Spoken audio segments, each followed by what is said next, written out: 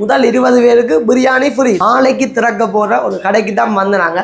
நம்ம ஊர் பிரியாணி மேனிப்ப அந்தனையார் கோயில இருந்து கொமர்ஷியல் பேங்குக்கு இடையில, அதாவது இன்னும் குறிப்பா சொல்லணும்னா மேனிப்ப ரவுண்ட் போட் இருக்குதானே, மேனிப்ப ரவுண்ட் போட்டுக்கு முன்னுக்கு தான் இந்த கடை இருக்கு. இங்க வந்து பிரியாணி மட்டுமா இருக்கு இல்ல, ரைஸும் சூப்பும் மற்ற சோடாவும் ஒரு கொம்போ மாதிரி ஒரு யூடியூபராக இன்வைட் பண்ணினாங்க. ஹாய் செலிபிரிட்டிஸ், நான் தான் உங்களுக்கு வா.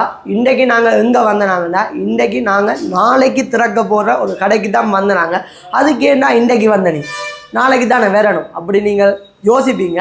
அப்படி இல்லை, நாளைக்கு அவங்க ஒரு ஆஃபர்ஸ் ஒன்று கொடுக்க போகிறாங்க. அதாவது ஒரு கஸ்டமர்ஸுக்காக ஒரு நல்ல ஒரு ஆஃபர் ஒன்று கொடுக்குறாங்க. அது எப்படி என்றால், வாங்கின கடை நாளைக்கு ஸ்டார்ட் பண்ணுறபடியால் 11 மணிக்கு நீங்கள் வந்தீங்க, அதாவது 11 மணிக்கு முதல் 20 பேருக்கு, அதாவது முதல் பிரியாணி ஆர்டர் பண்ணுற 20 பேருக்கு பிரியாணி வந்து ஃப்ரீ. முதல் 20 பேருக்கு பிரியாணி ஃப்ரீ. திருப்பியும் சொல்லிட்டேன்.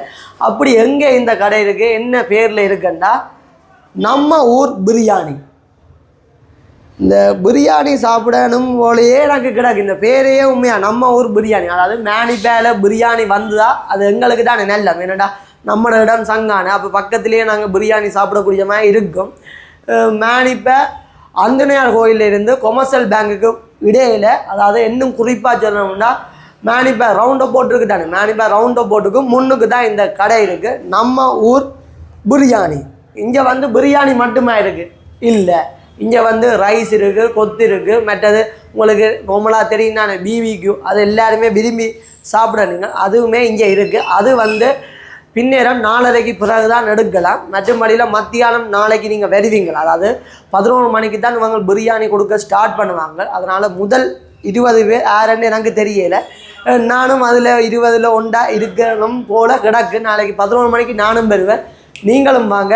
எவ்வளோ வேலைக்கு வரையணுமோ அவ்வளோ வேலைக்கு வந்து புக் பண்ணுங்கள். உங்களுக்கான ஃப்ரீயாக பிரியாணியை பெற்றுக்கொள்ளுங்க. அதை தாண்டி இவங்க வந்து 2 ஆஃபர்ஸ் கொடுக்குறாங்க.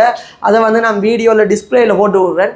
கொத்தும் சூப்பும் மற்றது சோடாவும் ஒரு கொம்போ மாதிரி, மற்றது ரைஸும் சூப்பும் மற்றது சோடாவும் ஒரு கொம்போ மாதிரி, அதை நான் டிஸ்பிளேயில் போட்டு விட்றேன். அப்படி உங்களுக்கு கொம்போவாக வந்து இங்கே ட்ரை பண்ணி பார்க்குறோம்னாலும் இங்கே விடலாம். நாளைக்கு காலமே 10:30க்கு நான் வந்துடுவேன். என்னடா கடை ஓப்பனிங் என்ன ஒரு யூடியூபராக இன்வைட் பண்ணினாங்க, அதனால் நான் வந்துடுவேன். நீங்கள் எவ்வளோ வேலைக்கு வரையணுமோ அவ்வளோ வேலைக்கு வாங்க.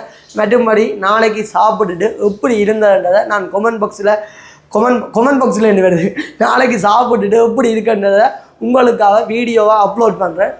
சரி, நாளைக்கு சந்திப்போம். ஓகே, பாய்.